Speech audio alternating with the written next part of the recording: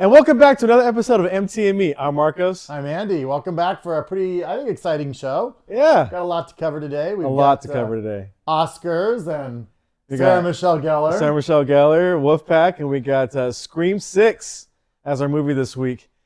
And so maybe that's the connecting glue, Sarah Michelle Gellar, because she was in Scream as well.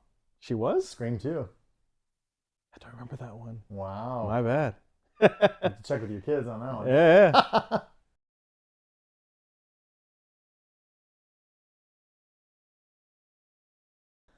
Since the beginning of our show, we've been talking about the Oscars. It's finally happened. They happened. What a great show. I really enjoyed it. Everything, everywhere, all at once. Yeah, we're all in this multiverse, infinite reality right now. But yeah, they came home with a lot of awards. They did. They really swept it. I think they even took more than I expected them to take. Yeah. So. And I was actually surprised at how well... Yes, All Quiet. All Quiet, thank you for the Western Front. How well they did with how many awards they won. I was surprised. I did not expect them to pick up that many. That was a really good pickup for an international movie as well. Yeah, so yeah. I think that was good. And we tied. He and I both tied. So now I guess because we tied, I picked something for him. He picked something for me. So we'll have to do that too. We had one of our friends that actually beat us. She had more correct picks than we did. I think she was doing some illegal research. Yeah, she was looking up the books before everything had started. But yeah, no, it was a great night. Yeah, Brandon Fraser was huge. He came up with the best actor, which well deserved. And I always think it's fun to watch Ke-Huy Quan. I thought it was pretty cool that he got to reconnect with his Encino Man buddy, Brendan Fraser. He ran on the stage. He gave Harrison Ford a hug, kind of like Indiana Jones and the Temple of Doom reunion as well. So he always makes a lot of fun, I think, too. And I loved how Jimmy Kimmel came up with the reference from Encino Man, how you did on our last show as well. Again, I didn't even know that was even a combination from before. But, that's awesome. And it is pretty crazy to think that two dudes from Encino Man won Best Actor and Best Supporting Actor and this year's Oscars. Who saw that coming 30 years ago? Yeah, I know. Right? Like 30 years in the making. So. Yeah, congratulations to all those people that won, and what a great night. Do you have any takes or anything, any comments about? I would not have wanted to be someone sitting behind that lady with the big dress. Oh, dude, I know. Yeah, it was definitely a night for some dresses and the whole cocaine bear thing. Golly, that was it was agonizing watching Cocaine Bear and Malala. That was so agonizing to watch her having to deal with it and come up with the comments and his questions about it. Malala's been through enough in her life. The last thing she needs is the cocaine bear. Yeah, the cocaine bear just irritating her.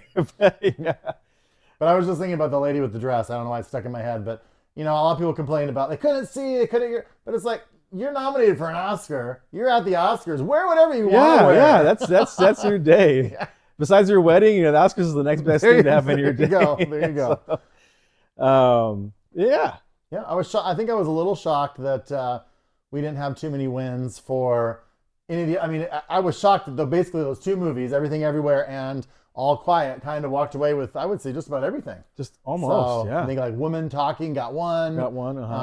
There were just some small ones here and there, but overall, it was. I was excited, but it was a surprise. Yeah. No, it was a great show.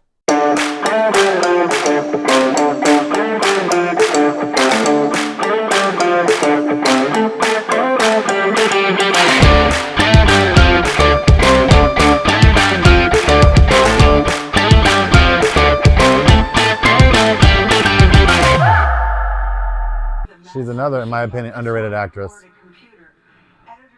She starred in more blockbusters than any other actress. Sigourney Weaver? Zoe Saldana.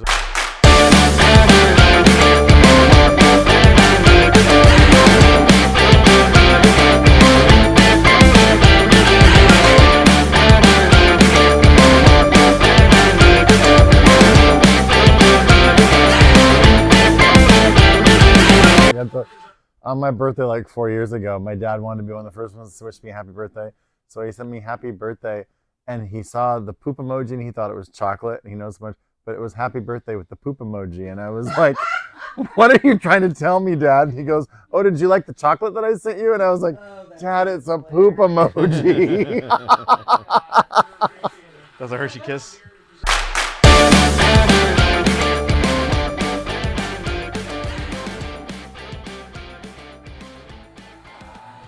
Who didn't come back from last year? Who won Best Actor last year? Was it Brad Smith? Pitt? Oh, it was Will Smith. You're right. Sorry. Sorry. How quick I forget.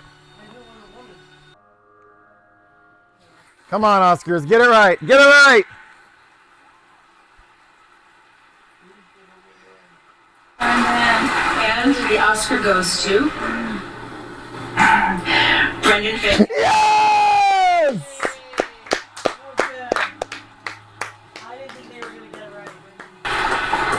And the Oscar goes to Michelle Yeoh. Woo! We're here at the MT and Me live Oscar after party. Woo! And Our special guest Dina want to say thank you for hosting the party Thank you tonight. for coming. And she kicked our butts in kicked the our Oscar butts. ballot contest tonight. She correctly got more. I don't even know how many she got, but she got more than we did. Yeah, so. we'll have to post those results later Oh, on our show. did I throw it away? No, I don't know where they are. Don't worry Oh. about it. We know you won. So, what are you guys most excited about from tonight's show? Go ahead, Dina. I loved the two at the beginning. The gentleman who won for I don't know Short the round? names. Yes, short round made me cry, and then Jamie Lee Curtis. That was very touching. And I was really excited to see Michelle Yeoh and Brendan Fraser won. That made my night too. So. Yeah, Brendan Fraser, Yes. was my definitely standout pick for tonight. Yeah, I was happy to see him win. They got it right. It was a great time. We're looking forward to next year already. Thank you, everybody. Thank you. Bye.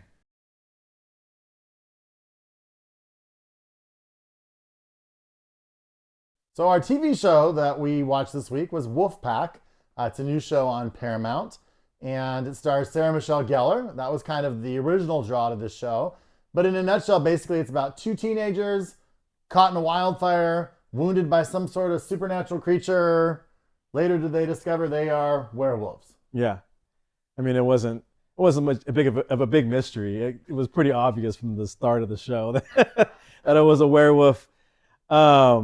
Yeah, this show, I was gonna say at the top, right? It was hot garbage for me. I did not enjoy watching it. It was a slog to get through it. I mean, I had a hard time figuring out who this show was for, because it was rated MA, but the only thing besides a few curse words, it could have been easily like a CW, like B tier show. It actually kind of reminded me of that. It Yeah. kind of reminded me of a cross between like a Riverdale and a I don't know, another scary show on Nancy Drew. Something else was on Yeah, CW. it was. Yeah. So it had like just random curse words in there that pushed it into the MA category, but I don't think it needed to go that way. Yeah, and so the acting of the kids was bad. The dialogue was just corny. Like the very first episode, I didn't even think I was gonna be able to finish the first episode. I agree. But yeah, it was yeah. Yeah, the powers, how they connect the powers was probably the only unique thing about the show. But it kind of reminded me of kind of like a Captain Planet scenario. Like our powers combined equals one werewolf, you know? Right. And I guess So- these two kids that do get bit, they meet up with two other teens who 16 years ago also found out that they were werewolves, and they've been raised by this park ranger father. I don't know. I think the thing I keep watching it for is I keep thinking, because I keep hoping there's going to be this payoff. I keep watching it. I love Michelle Gellar. I think Rodrigo Santoro from Lost and Westworld, he plays the park ranger. I think he does a really good job too. But I'm kind of rooting for them. I want to see what happens. And now Sarah Michelle Gellar, there's some twists and turns. Who is she? Why is she really connected to this werewolf? How does she really know this werewolf? But I mean, I agree with you. It's hard to watch at times. Yeah, it's definitely hard. Like the budget on the show, I don't think was very high. You know, there's this guy that's constantly contacting the kids that were bitten, warning them of pending danger. But the way they do it, like it just seems low budget. Like it doesn't even sound like he's coming through the phone. It just sounds like he's talking. He's there in the room. He's there in the room with them, even though he's not in the room with them. You know, there's a kid that has special needs that they could have found a better actor for this. Obviously, he doesn't have any special needs, but he's portraying that he does, and the acting just feels kind of insulting to me when I see him on screen. I just was like, oh, come on. And yeah, just the way they're piecing the story together is just very paint by numbers. There's nothing special about the show. It's just disjointed. It's disjointed. I don't think I'm being as harsh as you are, because obviously there are elements of this show that I like. I still kind of want to find out what it is. What is the connection to this werewolf?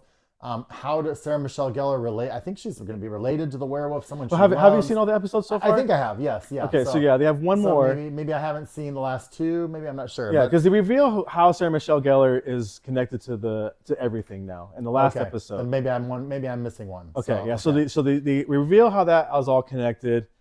But again, I saw this coming from a mile away. There was nothing in this show has surprised me at all. The foreshadowing is very transparent. So I definitely see it as a vehicle to promote these up-and-coming stars, kind of like what the CW shows used to do. I mean, you've got Armani Jackson, Bella Shepherd, Chloe Rose Robertson, and Tyler Lawrence Gray. They're the primary cast. I don't think all of them are really extremely strong actors. I agree with that statement as well. Yeah. But it feels like this is a show to kind of like promote these four people, and hey, they're going to be great someday. And I don't know, we'll see. But I don't know. What would you give it as a rating then overall? Yeah. I mean, we could go into the ratings, but yeah, it just seemed like somebody was owed a favor, and they were let them write this show and produce it. It's like, hey, can you get my kid in on this writing thing? Because I don't know. I can't talk about how bad this was for this show. But we'll see. We'll see. Maybe it'll pick up in season 2. The season finale is coming out, I believe, next week. If you haven't caught up, so you might be one episode behind me. But for my rating, I'd probably give it a 2 out of 10. It's bad. I'm not going that negative, and that's because I think I'm still holding on to the, I've always thought Sarah Michelle Gellar was a great character actor. I'm kind of holding on to her, and that she's going to hopefully pull this out a little bit, but I'm still pretty low too. I'm going to give it a 5. A 5? Yeah. And I think the best actor in the entire show is the father figure. Yeah, Rodrigo Santoro. Yeah, Rodrigo. Yeah. So I think he's holding it down of anybody out of the show. But yeah, it's just. And we definitely would be very curious to hear your opinions. I mean, if you really like this, please tell us why. Yeah. If you feel the same way we do, let us know. Yeah. And maybe this will be one that we don't need to continue to talk about. maybe I'm saving you right now. Yes, by if you watch this show before you watch that show, save yourself the time. Watch. There's plenty of other good shows out there to watch. And here in a week or two, we're probably gonna have to revisit some of the other TV shows that we've been watching to talk about as well. The Last of Us just finished, and that's huge. Maybe next week we'll talk about that. Yeah. But yeah.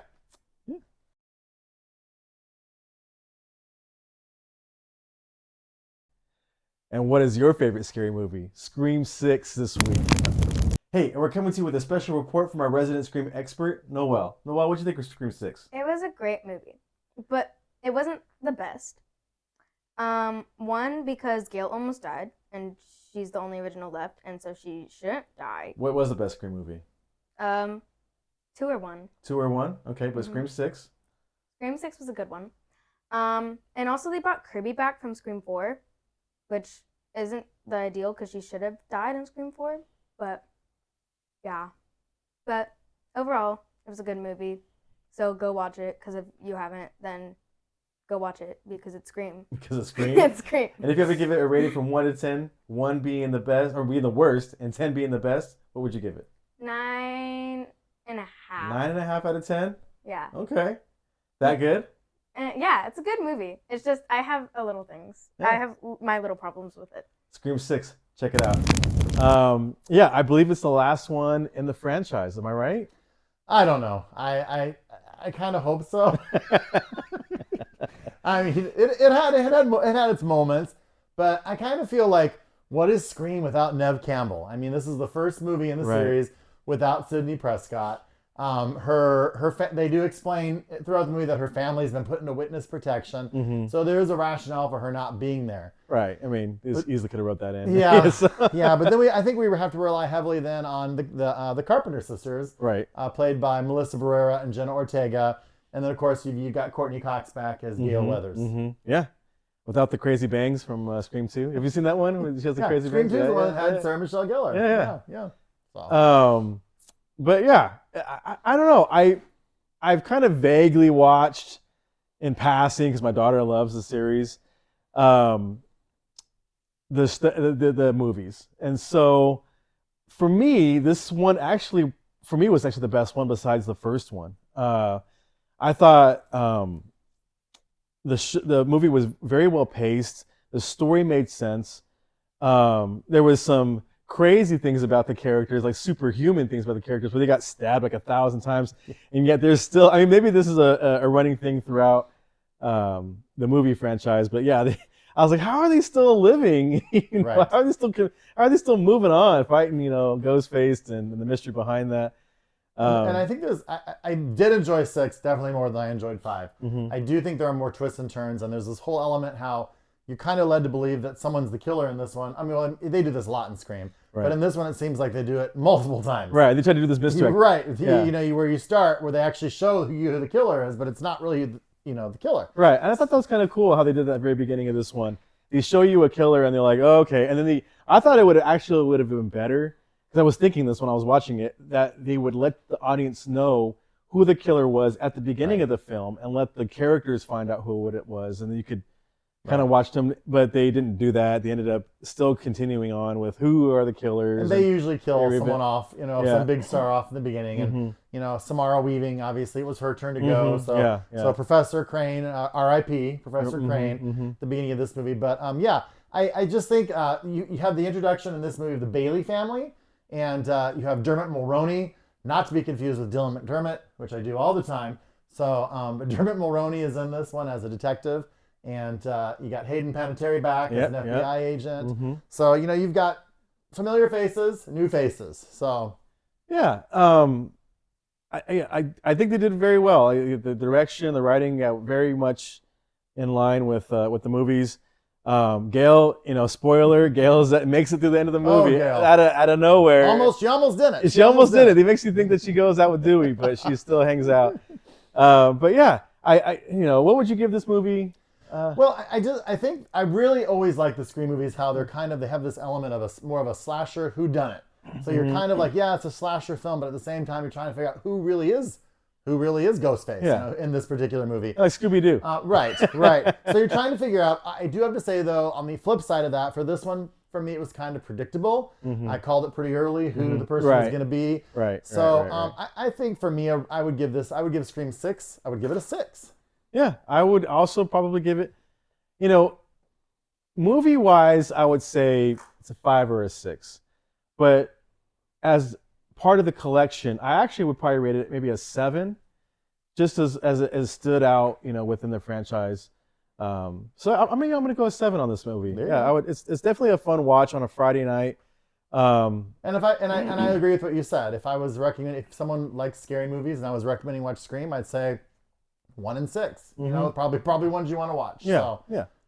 So yeah, go check it out, and let us know what you think of What's your favorite or what's your favorite scary scary movie. Yeah.